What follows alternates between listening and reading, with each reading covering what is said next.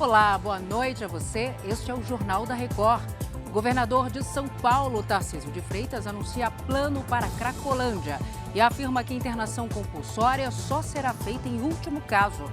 E os gols da vitória do Corinthians sobre o Guarani pelo Paulistão. O Jornal da Record já está no ar.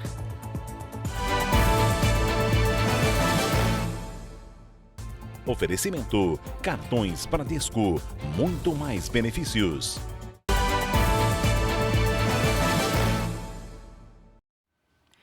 A gente abre esta edição do Jornal da Record com os momentos de tensão que moradores de uma comunidade da Zona Oeste do Rio de Janeiro viveram na noite desta terça-feira. Após uma operação policial, houve protesto de moradores e confronto entre policiais e criminosos.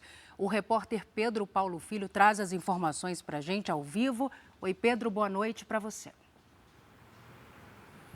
Pois é, Salsi, uma boa noite para você, boa noite a todos. Olha essa situação caótica na Cidade de Deus, que fica bem perto aqui, inclusive, acontece desde as primeiras horas dessa terça-feira. Tudo começou quando a polícia recebeu uma denúncia de moradores de que estava havendo um tiroteio na região. Policiais do Batalhão de Operações Especiais, o BOP, foram acionados e então fizeram uma operação na comunidade. Barricadas dificultaram o acesso e a circulação de blindados. Com o apoio do Batalhão de Ações com cães, os agentes conseguiram apreender drogas, mas ninguém foi preso. Só que quando essa situação parecia já estar controlada, os moradores colocaram fogo em objetos e bloquearam uma das principais vias de acesso à comunidade. Essa manifestação seria para tentar impedir que a PM fizesse uma nova operação na região que tinha como objetivo evitar que traficantes da Cidade de Deus invadissem a Gardênia Azul. É uma comunidade próxima que há 30 anos é dominada por milicianos. Bom, vídeos que circulam pelas redes sociais mostram agora à noite um intenso confronto entre policiais e criminosos. Em nota, a polícia informou que essa situação foi controlada por volta de 8h30, mas agora há pouco novos disparos foram ouvidos. Ainda segundo a Polícia Militar, equipes reforçam o patrulhamento na região nesse momento para garantir a segurança dos moradores e até agora não há informação de feridos. Salsi. Obrigada pelos detalhes, Pedro. A Advocacia Geral da União pediu à Justiça Federal o bloqueio de bens de 40 extremistas presos em flagrante no dia 8 de janeiro. O repórter Matheus Escavazini traz os detalhes direto de Brasília. Oi, Matheus. Boa noite, Salsi. O bloqueio total pedido leva em conta o levantamento de prejuízos nos prédios dos 3 poderes e é equivalente a 18 milhões e meio de reais. Outras 52 pessoas e 7 empresas já eram alvo de uma ação da AGU para bloqueio de bens. A ideia é que as duas ações tramitem juntas e que assegurem que os bens dos acusados sejam usados para ressarcir o patrimônio público em casos de condenação definitiva. O bloqueio de bens solicitados afeta imóveis, veículos e valores em contas financeiras. Salsi. Obrigada, Matheus. Uma criança de 7 anos morreu em Campinas, no interior paulista, após ser atingida por uma árvore. O Anderson Henrique traz as informações. Oi, Anderson. Boa noite, Salsi. Isabela Tiburcio Firmino estava num dos principais parques da cidade, onde a família comemorava o aniversário de uma prima. Segundo a prefeitura, a árvore estava sadia e a causa provável para a queda é devido ao solo estar encharcado por conta das chuvas que atingiram a cidade na última semana. Uma mulher que também foi atingida ficou em estado grave e passou por cirurgia. A mãe da menina precisou de atendimento médico. A Polícia Civil abriu inquérito e apura o caso como morte acidental. Salsi. Obrigada, Anderson. Nos destaques internacionais, uma onda de frio toma conta da Ásia. No Japão, a nevasca interrompeu a circulação dos meios de transporte na região norte do país. A Silvia Kikuchi traz as informações. Oi, Silvia, boa tarde para você. Olá, Salsi. Boa noite para você e a todos. Por aqui a recomendação é estar preparado para o frio mais intenso dos últimos 10 anos. Em Tóquio não está nevando, mas a temperatura caiu para 3 graus negativos esta madrugada. A cidade que registrou a menor temperatura nesta terça-feira foi Rikubetsu, em Hokkaido, no norte, onde os termômetros marcaram 26 graus negativos. Em Kyoto, uma pessoa morreu atingida após um carro derrapar na neve. Outros acidentes envolvendo queda de árvores pelo peso da neve e vendavais foram registrados aqui no Japão. Essa massa de ar fria atinge também a Coreia do Sul e a China, prejudicando as comemorações do Ano Novo Lunar. A temperatura atingiu 53 graus negativos na província chinesa de Heilongjiang, a menor já registrada no país. O frio atinge o pico nesta quarta-feira. Salsi. Um gelo, hein, Silvio? Obrigada. De volta ao Brasil, a Agência Nacional de Energia Elétrica tornou obrigatória a opção de pagamento das contas de luz por Pix. O Matheus Escavazini explica melhor para a gente, né, Matheus? Boa noite. Salsi, a partir de agora, as distribuidoras de energia elétrica terão 4 meses para disponibilizar o pagamento por Pix. Segundo a ANEEL, a medida acontece para evitar problemas relacionados principalmente à demora no reconhecimento de pagamentos convencionais que podem causar, inclusive, a suspensão do fornecimento de energia elétrica. Além do Pix, o débito em conta e o pagamento por código de barras seguem válidos. Salsi. Obrigada, Matheus. Agora sim, boa noite, bom descanso para você. Foi realizada nesta terça-feira, no Memorial do Holocausto, em São Paulo, uma cerimônia em homenagem às vítimas do nazismo. O foco do encontro foi levar às novas gerações informações sobre o horror dos campos de concentração para que discursos sobre o ódio sejam coibidos. Voltar no tempo para construir um mundo melhor. Nesta terça-feira, uma das poucas pessoas no mundo que nasceram em um campo de concentração durante a Segunda Guerra Mundial deu um depoimento em um encontro em homenagem às vítimas do nazismo.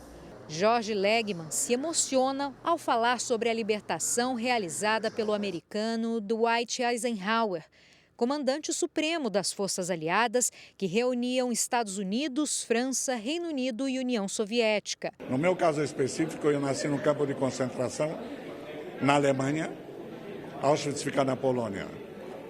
E este campo foi liberado pelas tropas do general Eisenhower em 29 de abril de 1945. Mais tarde, conheceu o neto do general e mostra o livro que ganhou. Eu tive a felicidade de conhecer o neto do general Eisenhower, que é um grande professor na Pennsylvania University, e que escreveu a vida do avô dele. 27 de janeiro foi a data estabelecida pela Organização das Nações Unidas como Dia Internacional em memória das vítimas do Holocausto. A intenção é informar as novas gerações sobre o genocídio que matou cerca de 6 milhões de judeus e que não deve nunca mais se repetir. O Memorial do Holocausto tem como missão lembrar e manter viva a história do Holocausto, não apenas um dia por ano, mas 365 dias por ano, porque a gente sabe que essa é a nossa missão. Durante a cerimônia, o cônsul-geral de Israel também dividiu a história da família. Segundo Rafael Erdreich, a semana de 27 de janeiro é sempre fundamental para combater a intolerância. Qual é o resultado do antissemitismo? Que começa com os judeus, mas não termina com os judeus. Termina coisas horríveis. Para o cônsul-geral dos Estados Unidos, episódios recentes pelo mundo apontam a necessidade dos países adotarem medidas para garantir a liberdade de crença. Realmente educar, porque o Holocausto aconteceu muitos anos atrás, mas vemos no mundo coisas preocupantes que mostram que o que aconteceu no passado pode acontecer de novo, então temos que realmente tomar essas ações. Cuidar da democracia, a democracia é igual que uma flor. Se você não rega todo dia, a flor murcha. A Embaixada de Israel em Brasília também realizou uma cerimônia às vésperas do Dia Internacional em memória das vítimas do Holocausto. O encontro reuniu vítimas que perderam familiares e sofreram com a perseguição durante a Segunda Guerra Mundial. O embaixador de Israel no Brasil, Daniel Zonshine, falou sobre a importância de relembrar o genocídio contra o povo judeu. Falar sobre o passado, sobre a vida que estivemos lá, que os judeus estiveram lá em Polônia e em outros países na Europa, e a vida que foi quase destruída. É importante não só lembrar, mas também evitar qualquer fenômenos que podem lidar para um acontecimento como foi no Holocausto. Os judeus foram as principais vítimas do nazismo entre 1933 e 1945, quando acabou a Segunda Guerra Mundial. Quem conseguiu sobreviver carrega as cicatrizes do horror do Holocausto até hoje. Rolande perdeu familiares e viveu boa parte da infância e adolescência como refugiada de guerra. Apesar da dificuldade, ela encara falar sobre o Holocausto como uma missão. Acho que é para fazer um alerta, para que esses fatos não ocorram nunca mais, para que o nazismo seja realmente varrido da terra. Ainda mais nesse momento em que a gente ouve falar na questão de que está voltando a questão nazista em muitos pontos. Então eu vou a muitos lugares onde eu puder levar minha voz, no sentido de alertar, contar o que foi, para que não aconteça mais, eu irei. O governador de São Paulo, Tarcísio de Freitas, anunciou um grande pacote de ações para a Cracolândia, no centro da capital. Segundo Tarcísio de Freitas, a internação compulsória será feita apenas em último caso. O decreto com o novo plano para a Cracolândia foi assinado pelo governador Tarcísio Gomes de Freitas na tarde desta terça-feira no Palácio dos Bandeirantes, sede do governo paulista.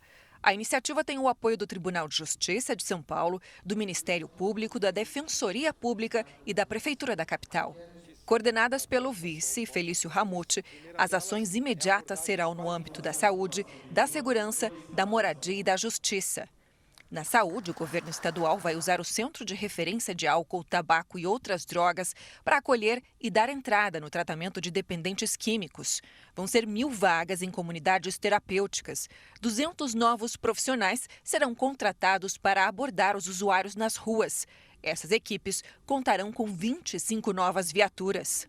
A internação compulsória não está descartada, mas será feita apenas se não houver outras possibilidades. Você tem uma cesta de opções, né? Então, e a internação compulsória é uma delas que vai ser usada em último caso para realmente salvar a vida daquela pessoa que eventualmente está numa situação extrema.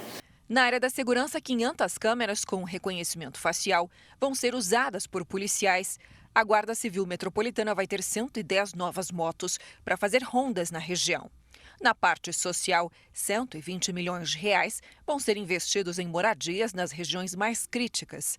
A Prefeitura também vai disponibilizar até R$ 1.200 com auxílio para famílias que acolherem usuários. Estado, Prefeitura, Tribunal de Justiça, Ministério Público e Defensoria formarão um grupo de trabalho para discutir a implementação da justiça terapêutica. Quem cometer crime de menor potencial ofensivo poderá escolher tratar a dependência em vez de ser preso. Para a elaboração do plano, o governo consultou uma série de especialistas sobre o tema e deixou claro que a questão da Cracolândia é complexa. Segundo o governador Tarcísio Gomes de Freitas, o objetivo é garantir para o usuário uma oportunidade de reinserção social, uma porta de saída do vício. A questão da Cracolândia não é uma questão de polícia. A questão da Cracolândia não é só uma questão de saúde, de recuperação do dependente químico, de desintoxicação. Não é só uma questão de assistência social, não é uma questão de habitação, não é uma questão de revitalização do centro, é uma questão de todas elas. São todas essas políticas juntas. O governo disse que não tem prazo para acabar com a Cracolândia. Já são 30 anos desde que o local se tornou ponto para uso de drogas, mas a expectativa é que a revitalização do centro ocorra em até 4 anos. A gente quer fazer a diferença, quer tirar as pessoas da rua, quer dar esperança, perspectiva. A gente não quer mais, imaginador de uma família que tem uma pessoa que está lá, perambulando, sucumbindo às drogas. A gente tem que resgatar essas pessoas e cada resgate tem que ser comemorado. Cada pessoa que a gente tirar de lá é uma vida que a gente está salvando e é isso que a gente pretende, é fazer a diferença. Então vamos agora ao vivo com a repórter Carolina Belim, porque teve mais anúncio do governo de São Paulo. O estado anunciou a abertura de 45 novos leitos para o tratamento de câncer. É isso, Carol? Boa noite para você. É isso sim, boa noite, Salsi. O programa lançado pelo governador Tarcísio Gomes de Freitas pretende reduzir em 40% a fila por cirurgias oncológicas nos primeiros 3 meses. Desses 45 novos leitos de internação que você citou, 15 deles são para UTI, que é a Unidade de Terapia Intensiva no ICESP, o Instituto do Câncer de São Paulo. Também serão abertas 3 salas cirúrgicas e reativados 393 leitos já existentes, mas que estavam ociosos no complexo do Hospital das Clínicas. Hoje, 1.536 pessoas estão na fila por uma cirurgia oncológica, sendo que há quem espera há 8 meses. Com essa ampliação, a expectativa é atender 1.250 novos pacientes e fazer 840 cirurgias adicionais em 12 meses, o que representa um aumento de 20%, porque era projetado para o período. Salsi. Obrigada, minha querida. Boa noite para você. Agora a gente fala de futebol, porque diante das declarações de times mineiros que não manifestam interesse em jogar no Mineirão, em Belo Horizonte, o governo de Minas Gerais anunciou que vai ativar um comitê para negociar a realização de jogos no estádio. A gente fala ao vivo com a repórter Virgínia Nalon. Virgínia, boa noite para você. O que o governo pretende fazer, hein? Boa noite, Salsa. A ideia é que esse comitê se reúna com representantes do Atlético Mineiro, do Cruzeiro, do América e também da Minas Arena, responsável pela administração do estádio, para impedir que o Mineirão deixe de ser palco de jogos de futebol. Essa medida foi tomada depois das declarações de Ronaldo Fenômeno, responsável pelo futebol do Cruzeiro, dizendo que o clube não vai jogar mais este ano no estádio por causa de impasses com a Minas Arena, por causa da realização de shows em datas que o clube considera importantes para o futebol. O Cruzeiro, então, fechou um contrato para entrar em campo na Arena Independência até o fim do ano. O Atlético também afirmou que não está satisfeito com as condições para jogar no Mineirão. E o Galo ainda está construindo um estádio que está em fase de conclusão. Já o América tem o Independência como casa. Então, na prática, esse comitê vai ser o responsável para garantir que os jogos continuem acontecendo aqui no Mineirão.